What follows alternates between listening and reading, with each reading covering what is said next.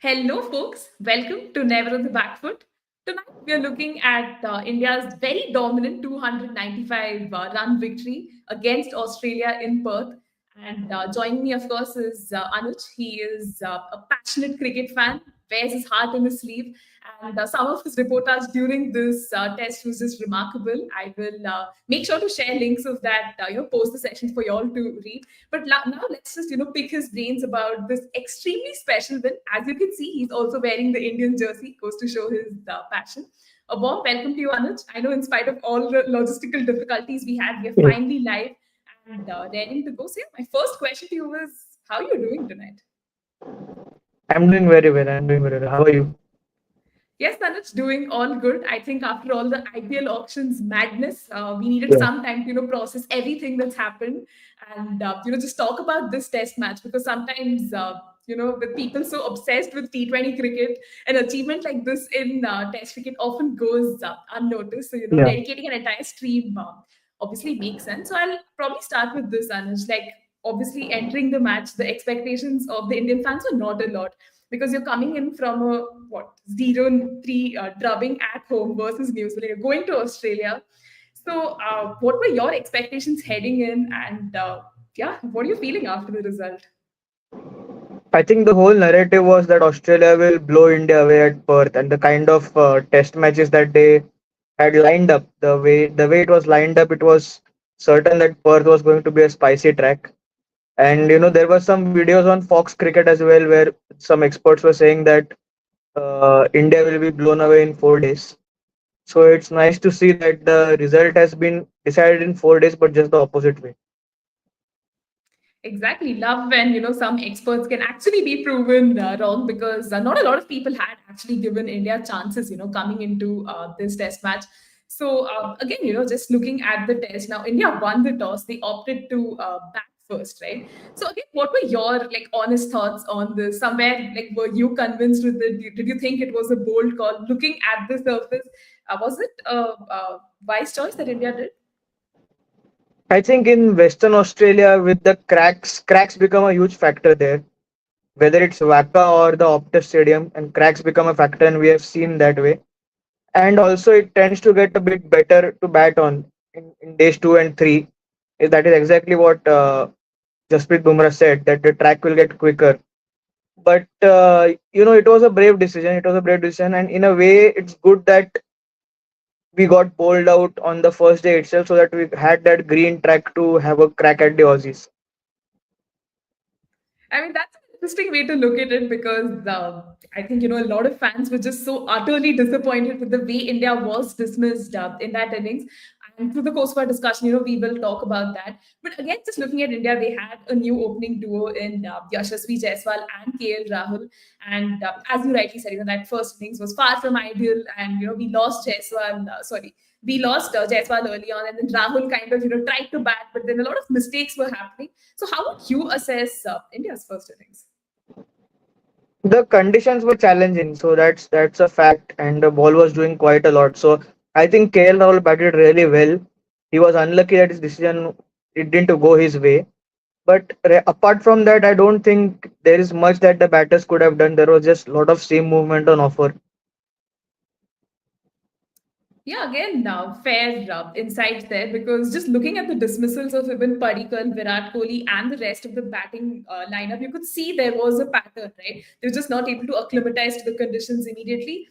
And Anuj, I also wanted to ask you this about, a lot of like fans and experts, criticize the Indian team for not doing the practice matches and all of that, and just doing, the match simulation side of things. So the kind of mistakes they would have actually made in the practice match were what they ended up making in that first innings. So, which side of the debate do you find yourself? Do you think India should have played those practice matches, or the match simulation was probably something that worked better? No, no, absolutely. They should have played some practice matches. It's actually good that it didn't cost them this time around. But with practice matches, they surely would have got some much needed practice to deal with the conditions. Yeah, probably that could be something India would want to keep in mind, going ahead as well. And although, they ended up on the winning side, this is something that's definitely food for thought. And even looking at the first innings, right? I think Rishabh Pant and Nitish Kumar Reddy, one of the debutants, really proved that the surface really didn't matter. They showed a lot of intent.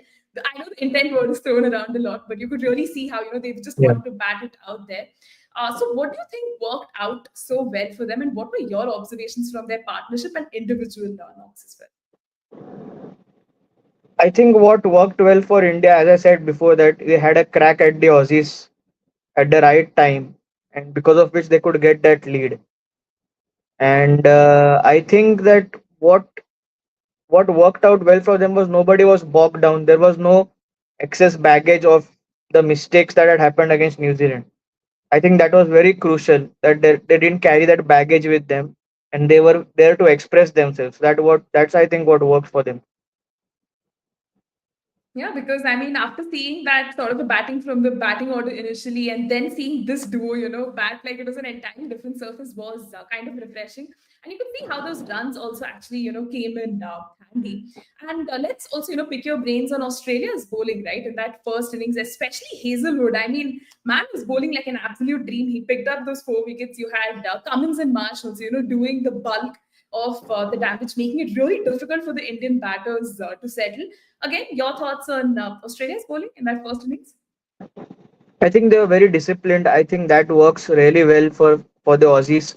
And the way Hazelwood bowled, he's such a bowler that he will not concede many runs, and he will just have the ball on a string.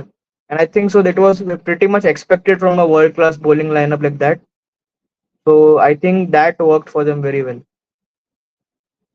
Yeah, you could clearly see how that experience really paid off. Hazelwood, I mean, it was someone that X factor, someone who can actually do a lot. I mean, looking at his performances across both innings, I'm sure uh, the Indian batters must have had their fair share of struggles and so much to take away. And also to just delve into this other aspect, a lot of people have been discussing that T20 cricket has somewhere eroded the defense of batters when they come to Test cricket, and this waiting game is something that is pretty much non-existent in all of that. I think a lot of like Indian fans and fans from across the world kind of echo this sentiment.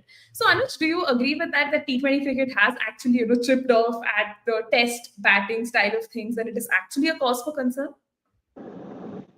I don't exactly think that way. I think that it has actually made more results possible, and the game to be drawn has gone out of the window. I think unless there is a natural intervention like rain, a draw has become something very very rare. And I think that's why you see test, even this test ended in 4 days. uh, the batters will play their shots. So I think it has affected patience, the patience game a bit, but not that much as it was said by some experts. Yeah, I mean that's definitely another way of looking at it, and I hope this. I mean, when you look at India's second innings as well, right? You could see how probably the defense is not entirely out the window because of the way Virat Kohli batted, Yashasvi Jaiswal, Devdutt Padikkal, Washington Sundar. I mean, again, I mean, there was just performances to remember there, and you could see how they were actually defending the ball, just playing the ball at its merit. And quickly looking at Australia's first innings as well, I mean, it was again very disastrous. Not a lot to write home about for them. So, how did you reflect on their batting performances? Because coming in as well, a lot of players were like out of form, and they hadn't played a lot of Sheffield Shield. Some were coming from paternity leave, and all of these factors probably mixed to produce that sort of a batting outing, right? Yeah, that's a factor. And in generally, when the ball does a bit, we spoke about how T20 cricket has taken over. The modern day batsman is looking to have a feel of the ball. So leaving the ball alone has become an art that has gone out of the window. I think that is something which KL Rahul does really well, and I think that is why he has found success. KL Rahul and Jaiswal left the balls very well. I think the Australians were just nudging at it with going at it with hard hands. I think that is something which worked really well for India, that they were willing to play those, uh, they were willing to edge those deliveries. Yeah, the testament of that was what we saw in the second innings, because the first innings, we did see a lot of collapse, but the second innings, kind of validates what you exactly said. And while we look at Australia's batting on one, and I think it's impossible not to, rave about India's dominance with the ball, right? Especially that first innings, the way Jasprit Bumrah was bowling, amazingly supported by, the likes of Mohammad Siraj, the debutant Harshit Rana. So talk us to that, Anuj. Like, what did you make of India's bowling performance and just, them getting wickets regularly, just pecking at the Aussies? So I think, see, the more we say about Bumrah, the words just don't finish. I think the way he has developed, especially after the injury, the way he has come back across formats, he is easily the best all format bowler that we have right now in the world. So I think he played to his reputation.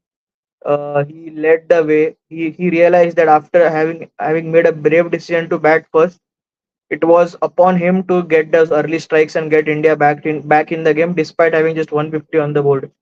And I think I was particularly impressed with Harshit Rana because as a debutant on Australian pitches with high bounce, it is very easy to get carried away and bowl more short pitch deliveries. But the way he cleaned up Travis Head, that was a fuller delivery. So he understood that there was a need to adapt to the conditions and just be disciplined in the line and length. Same with Siraj. They were more disciplined in their line and length. They didn't go searching for wickets. And I think that the discipline paid off. Certainly paid dividends because I think, as you rightly said, we clearly run out of adjectives and words to describe Bumrah and his contribution. And this test is special because not just as a bowler, but he is also leading the team, right, as captain and winning by such a massive margin. Certainly, does a world of good, not just for him but also for the team, right, going ahead. And just again, coming back to India now, they were coming back into this second innings with a significant lead. They kind of made the Aussies pay, right? Making a mammoth 487 for 6. They declared their innings.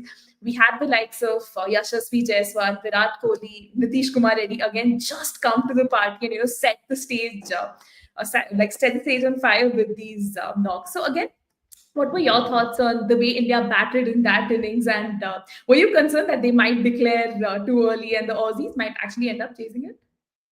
Yeah, the pitch did flatten out a bit, so that was a factor. But I think the Indian batters applied themselves brilliantly in the second innings. I think they were very certain of the fact that if it is a pitch of the new ball, after 30, 40 overs, the kookaburra gets old, the ball gets soft, and there won't be as much help as it was. As we have seen that in the first innings as well when Nitish Reddy and Rishabh Pant got that partnership, that it was a game of the new ball.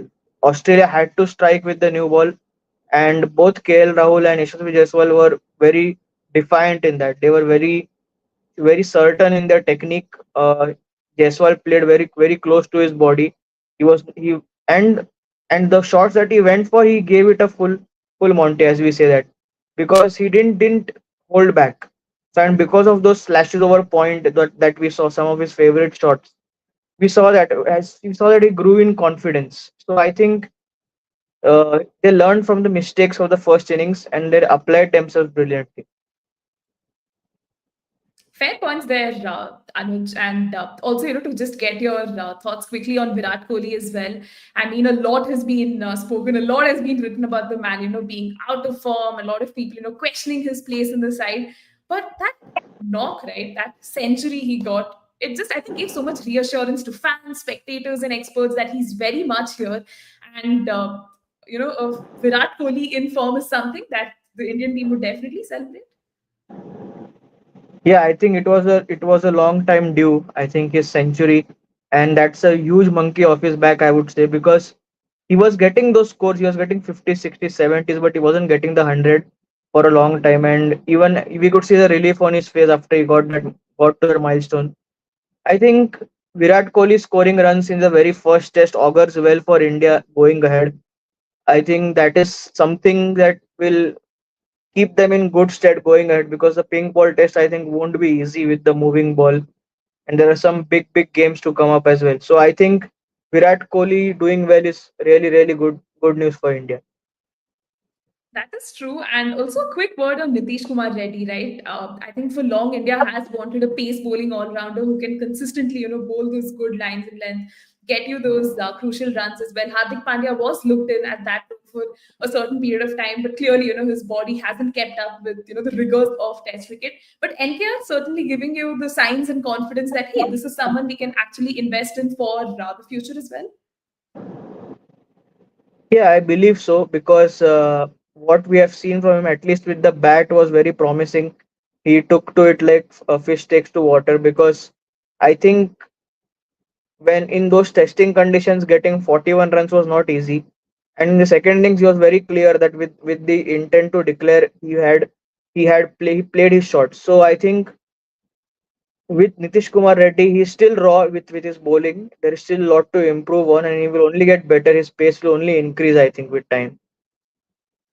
Definitely. I hope they kind of, hone both of his skills and groom it adequately, because we don't want him to, lose out on one skill set, because he offers so much in both the disciplines. Again, just coming back to India's declaration, they declared at 487 for six. It was almost like, they were waiting for Virat to get that century and then, just kind of draw close to that innings. So your thoughts on India's declaration? Felt it was ideal? Felt, they could have gotten a few more runs? Or was it the perfect time to actually declare and get the Aussies to bat? I actually felt it was good captaincy from Jasprit Bumrah or from the leadership group, from the coach, because it's very easy to say that just bat Australia out of the game, post a target of maybe 600, and then let them try and play for the draw. But what they thought was that with 20-25 minutes left, we will get a fresh burst. The batters have nothing to gain. They have to play for survival, and that's where India's chance was, that if they get 1 wicket, even then it's a good idea. But they got 3 wickets, so I think that worked out really well for them. That's actually true. And, before we talk about Australia's innings as well, now when we just look at their bowling, right, especially in India's second innings, it clearly lacked something. You could see the bowlers, looking very defeated, just lacking any sort of inspiration. They'd just, thrown the towel in, because Virat Kohli and Yashasvi Jaiswal were batting like an absolute dream. Then NKR came, did some damage. So how did you, like, what were your observations of Australia's bowling attack? And somewhere was it concerning signs, because it's a massive five-match test series. You can't have your bowlers tired already, Yeah, they were not exactly tired. As I said, the pitch flattened out, so there wasn't as much help as there was in the first innings. But I think with cracks playing a role as well, the Indians applied themselves well. Again, the same thing with Jaiswal, with Kohli, they applied themselves well. They didn't let Australia get into a position where they could bowl 6 deliveries on one spot. They applied themselves really well. They took the chances. I think what the major difference between the two innings of India was that they were ready to dig deep and take their chances when the loose deliveries came. So I think that is what flattened them out. And I think Pat Cummins' captaincy as well, his idea was all about getting early strikes with the new ball and getting themselves back in the game. Once Jaiswal neglected that, once he denied that from happening, then I think it was India's game to lose. That makes sense, Anuj. And also, looking at this aspect that I think a lot of commentators on Fox Cricket were talking about, the whole Kookaburra ball, and how the very fact that it's being manufactured differently, you see the lacquer and the shine lasting a lot longer than expected, has kind of impacted, the batting averages and everything. So your thoughts on that? Because I think as fans and lay people, we don't really pay a lot of importance to say the conditions or, the ball, the way it is manufactured. But food for thought, I mean, when this aspect was brought up. Yeah, the Kookaburra traditionally doesn't have a pronounced seam as the SG ball has in India. So the Kookaburra ball gets soft very easily, and there is less support for bowlers. So I think it was to bring a more balance between bat and ball, to bring the game in a more balanced way. So I think it was but natural that with more lacquer on the ball and a more pronounced seam, there would be more wickets falling and the batting averages would tumble. Yeah.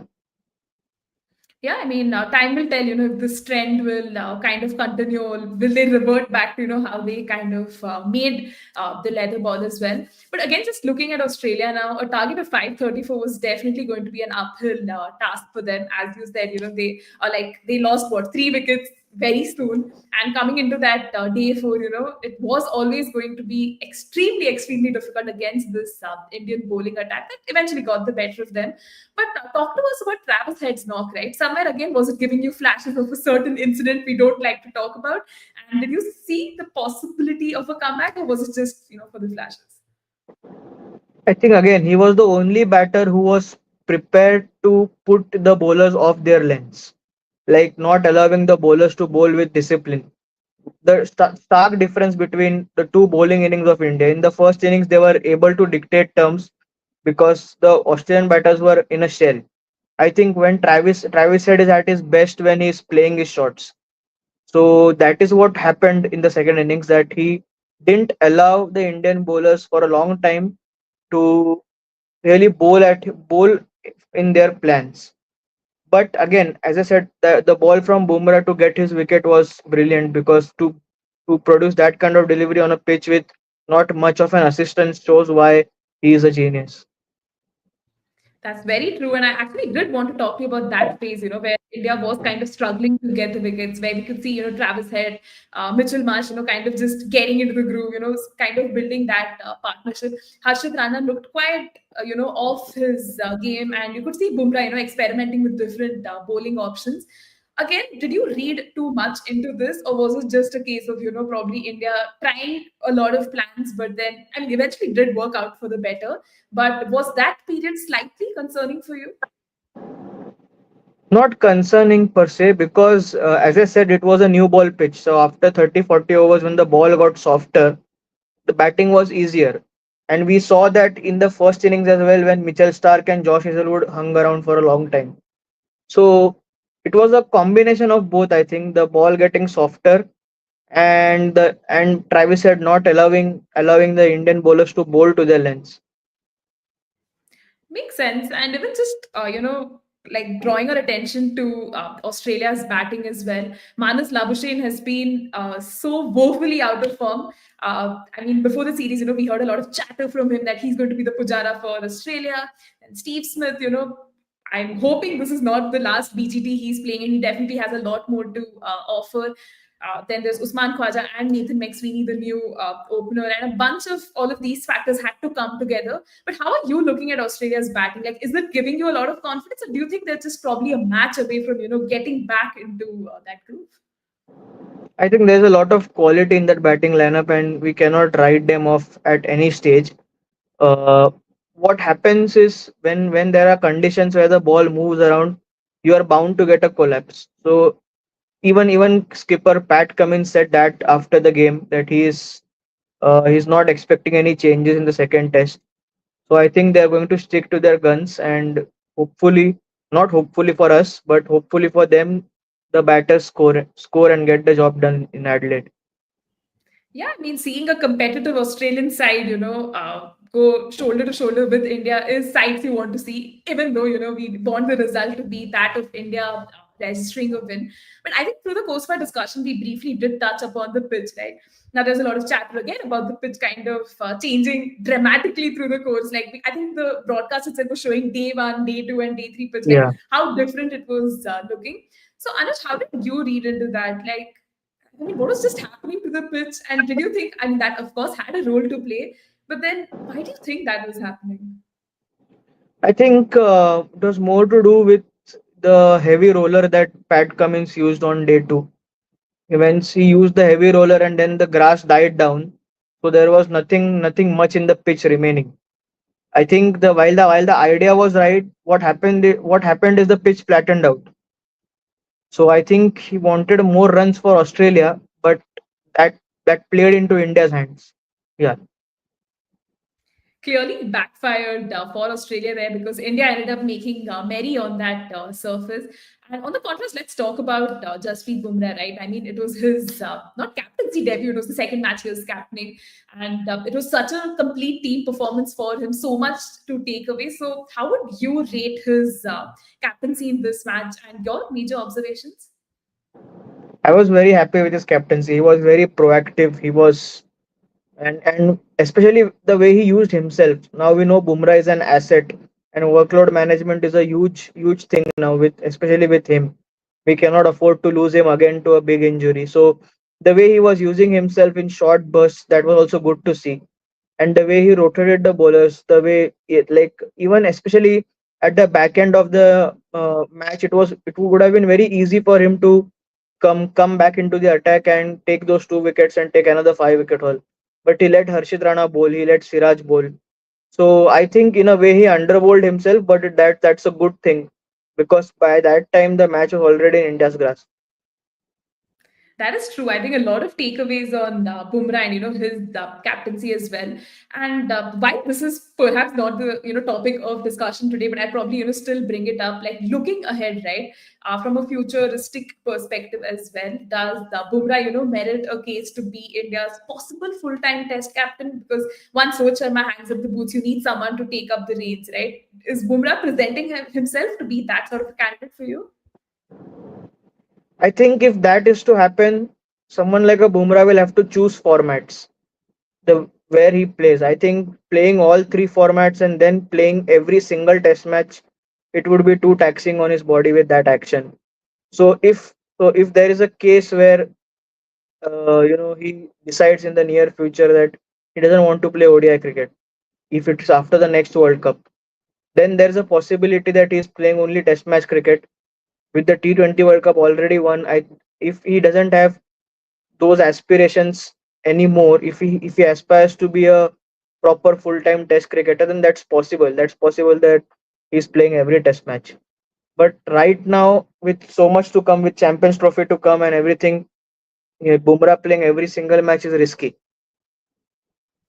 Yeah, I mean, that's something the selectors will definitely have to look into. And as you rightly said, I think the workload management is something that has to be taken into account because he's a national treasure. We wouldn't want to, lose him to injuries or because of, over burdening himself with all of the formats. And again, just coming back to this test match, Anuj, like what are some of the positives that India can take? I think we briefly did touch on them, but if you had to just cumulatively put all of it together, what would that look like? The biggest positive is that India's batting lineup was not at its full strength. You had Shubman Gill out, you had Rohit Sharma out. KL Rahul was opening the batting. I think KL Rahul will do an even better job at number 6 when these two come back. So I think that is the biggest positive for India. Another positive is Virat Kohli getting the runs. That was very crucial for India and for Kohli himself as well. He feels at home in Australia, and that's a good thing for us. So I think these two things are very good, and also of course the debutants.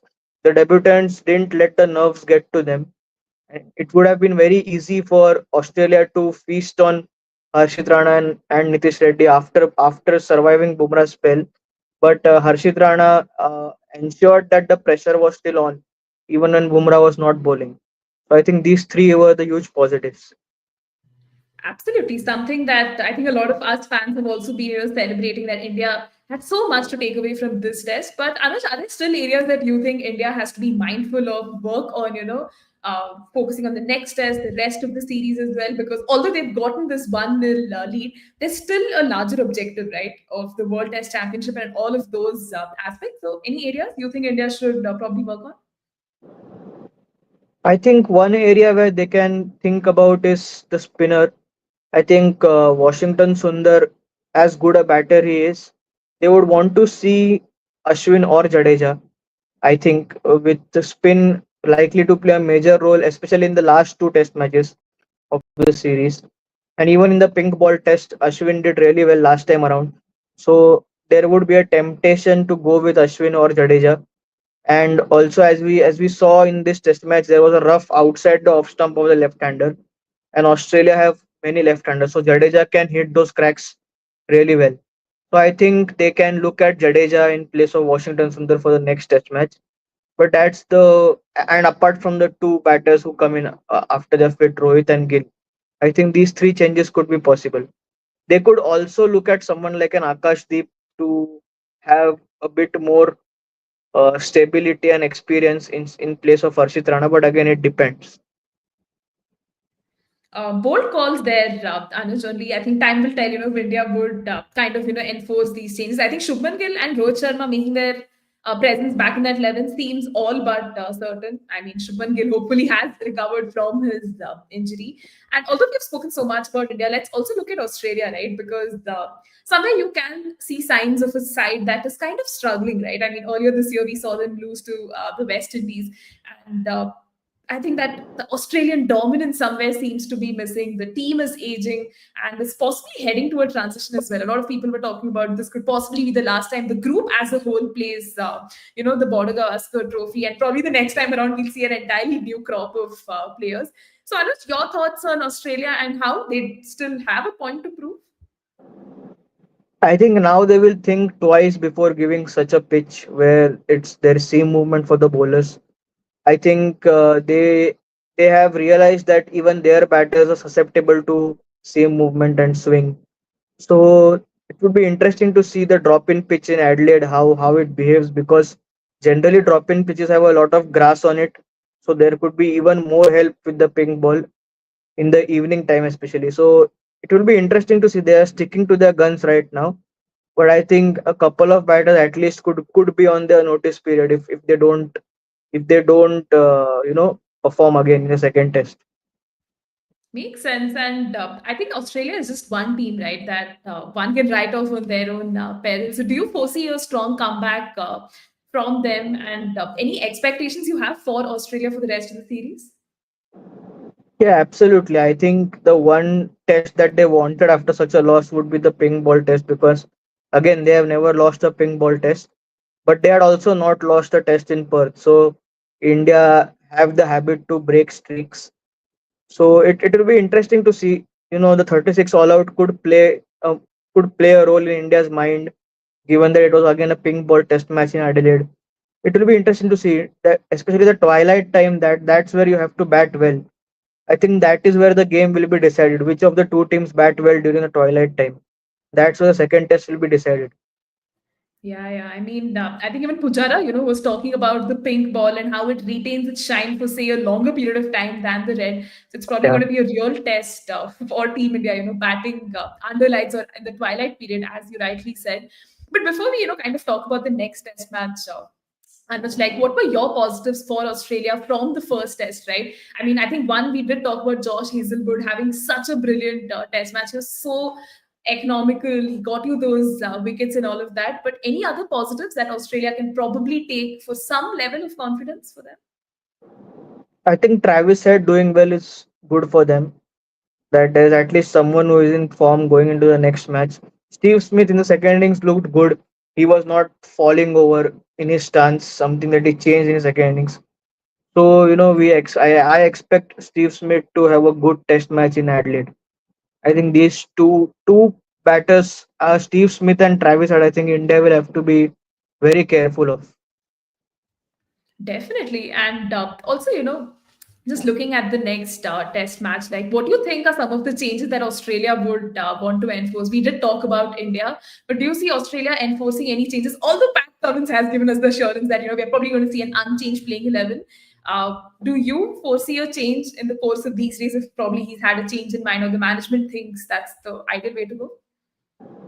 I think because of the 11-day gap, the bowlers will get enough rest, and I think they will stick with the same 11. I don't see them changing anything, at least for the next game. If India go 2-0 up, then I am seeing some changes in the third test match. But that would be a huge thing if India goes 2-0 up, especially this pink ball test. You never know how it goes, and Australia have more experience of playing with the pink ball than India do. So that's the thing. Again, batting in the twilight will decide the second test. That's true. And before we close our discussion, Anuj, I'll probably take a quick prediction from you on who's probably going to be the winner of the match. I know it's putting you on the hot seat, and it's really difficult to predict a winner. But what does your gut tell you? The match or the series? You can probably start with the match and the series as well. I love asking this to my guests. So Okay. yeah, have a crack at both.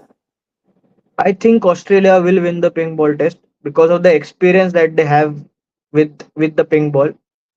And India, I think what would be most important is not to let it affect you mentally. I think under Rohit Sharma's captaincy, I think in New Zealand we saw that versus New Zealand we saw that There were periods where India let the game drift, and that is something which they cannot afford. They cannot afford to give away easy singles to a batter when he is new to the crease, something like that. So, uh, what would be more crucial for India is not to let the game drift and just stay in the game. Just stay in the game.